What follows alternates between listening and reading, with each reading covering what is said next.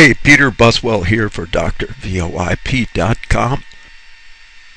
Today we're going to take a quick look at installing virtual switches, a new capability in ShoreTel 14.2. Enables you to get rid of those little orange boxes any place that you do not have a requirement for a physical connection, like an analog line, telephone set, fax machine, PRI. If you're using SIP trunks or you're just registering phones, you could get by with one of these virtual switches. And we'll take a look at just how these things install. Installing switches, there's basically three varieties of switches we're going to look at. The ShoreTel virtual switch for a phone, in other words, an orange box that would be suitable for phones to register. A trunk switch suitable for establishing SIP trunks. And a virtual service appliance, basically the ShoreTel SA100 server that you could use for example, IM capabilities. And these switches come to you in the form of OVA files. Some of you who have not worked with VMware in the past will need to become familiar with VMware and how it operates and the various administrative components necessary to bring up a VMware server. This is not a tutorial on VMware, so we assume you have some experience with this. But you will deploy your ShoreTel switches from an OVA file, and the OVA files are located on the headquarters server. I'll show you how to point at that and download that. The installation process is going to create a virtual switch or a service appliance. It's going to have basically a configuration of 2 gigs, a 4-core single socket processor, a 100 gigabyte thinly provisioned hard disk, a video display, a SASHI controller, and a network adapter. Requirements are ESXi 5 or higher. If you try to deploy this on a version 4 EXSI, it will not work, so get your EXSI upgraded to 5. 5.5 seems to be the current release as of this video. The actual OVA files are located in the headquarters or DVS servers, and you'll just point to an HTTP link that is on the FTP server for either your virtual trunks or for your ShoreTel server. And once that's created, it installs pretty much like a regular orange box. So with that background, let's log in and actually configure one of these puppies. So you can see that we have our vSphere client, and we're logged into an ESX 5.5 machine, and I have a list of virtual machines here, including 2 ShoreTel servers. So we're going to create a new virtual machine, and normally you'd go here and select your OS, etc. But here we're just going to say deploy OVF template, and that will pop up this guy here, and you will paste in the URL that points to the ShoreTel server, the FTP, and to select, in this case we're going to install a ShoreTel service appliance, a conference server. So at that point, just hit next.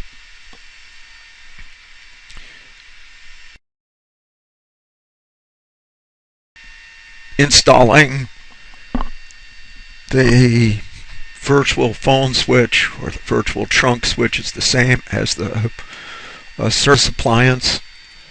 You'll go here, select deploy OVF template, and at that point you're going to select, in this case we've put in the HTTP URL to the ShoreTel server FTP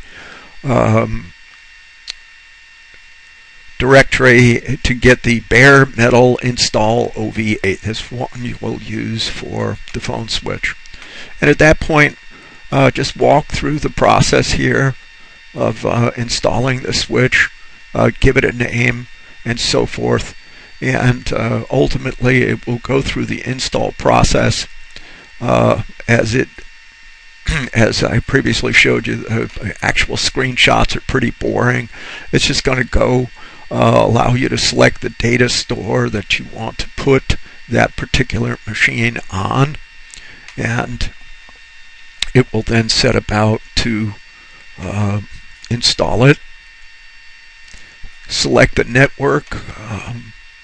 On my VMware I have several networks, so select the network that will communicate with your ShoreTel server, and go ahead and, if you want to edit the settings after you have created your switch, don't check power on, because when that's done, it will go out here and create the switch. It takes a few minutes to set up the basic template, and then at that point, if you complete successfully, you'll close that guy. And I like to go edit my settings. If you wanted to change any of your settings, no need to change memory, I think, but more than likely for a conference server, for example, you might want to create more hard disk space.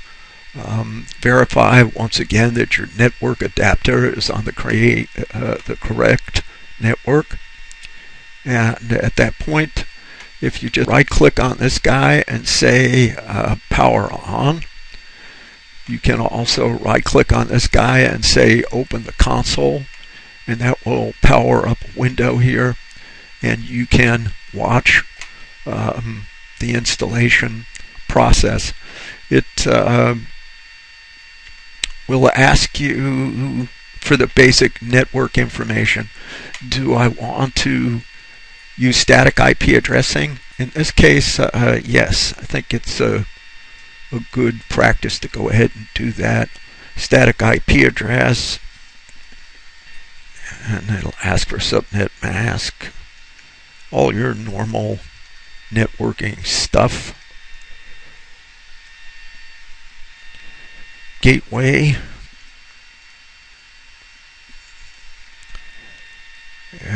Is this all correct? Yes, it's all correct. And then it sets up a loopback interface, and it will just continue through this process.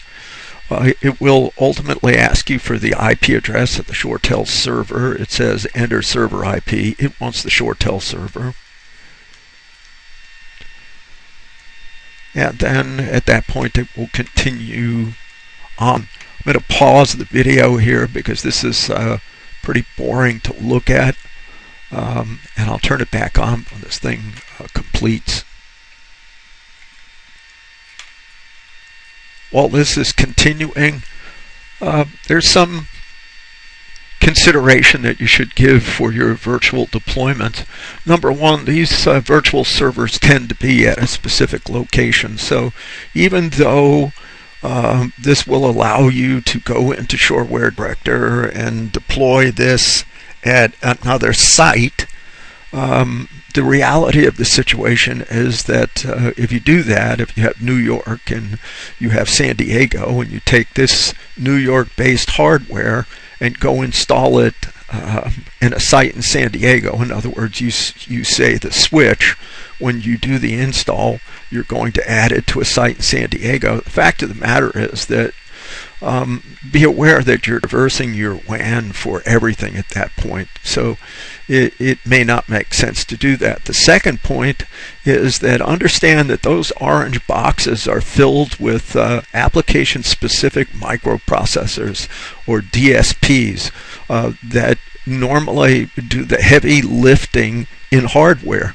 And so when you're, call setup is no big deal, but managing the codecs and running the various codecs those orange boxes run requires a lot of horsepower. And so if you're not going to use an orange box and you're going to use a ShoreTel virtual switch, keep that in mind. That we're rebooting here, by the way. Keep in mind that what normally had been done in hardware is now going to be done in software, and figure that into your results. Make sure you take that into consideration. So at this point, the box is booting up. It's configured itself. It's booted up. You'll be surprised to find that it may show up in your Shoreware director after you configure it, and it may require a firmware upgrade. So it behaves just as an orange box would behave.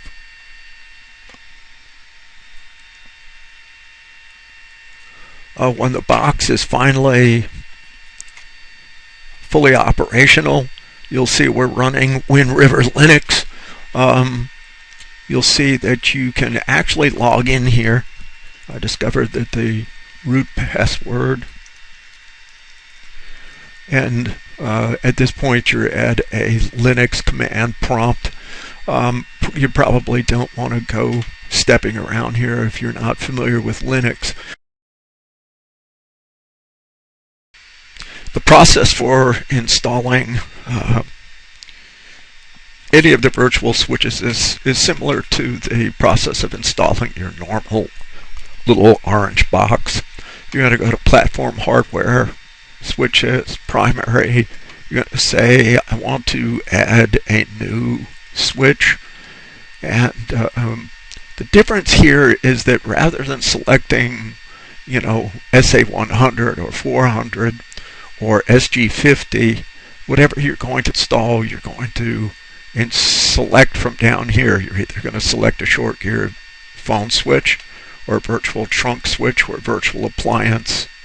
So let's go ahead and install the virtual appliance.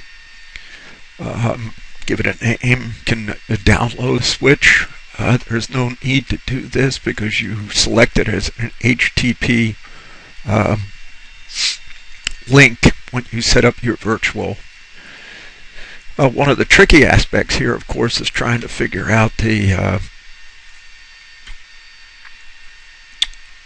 MAC address. So we gave this guy a 172.16.1.7. I noticed if you try to find the switch, you'll see it there. Sometimes you will, sometimes you won't. I previously installed this to test it out, so the best thing to do here is go over to a DOS window and type, first of all, make sure you can ping it. And once we know we can ping it, let's go ahead and just ARP it. So ARP minus A. And at that point, we can see 172.16.7, and we can see the, just go ahead and get your, and so we now have the MAC address, fully qualified domain name, and so on. I think down here we want to tell it where the IP address of the backup server is. I happen to be using the ShoreTel server. At that point you can go ahead and save him. And you go out to a quick look. What you'll notice is that the switch appears pretty much like any other switch, It'll even tell you if you have a firmware mismatch, and in that regard, you just do what you would normally do with any orange box. It behaves the same any orange box in your deployment. It's no big difference. When we installed a trunk switch, a phone switch, I just did the same thing. Let's go install, but instead of suggesting, a ShoreGear 50, we picked a phone switch. And go ahead and name it, give it a description, give it an IP address. It'll ask you for you might be able to find it, you might not, it depends.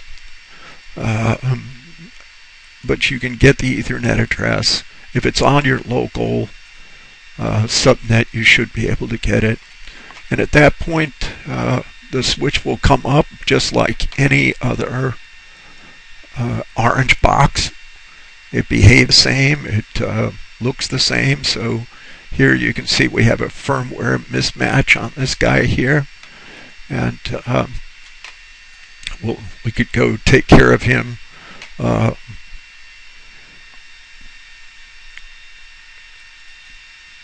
Just go ahead and restart him, and that'll cause the new firmware to be downloaded. So in terms of how the switch behaves, it's going to look like and function like a little orange box. The difference being that you will select a different drop-down window from your installation parameters. But at the end of the day, you can install free of charge a virtual IM server, and it will look like and perform like any other ShoreTel conference server had you installed hardware. If we take a look at quick look,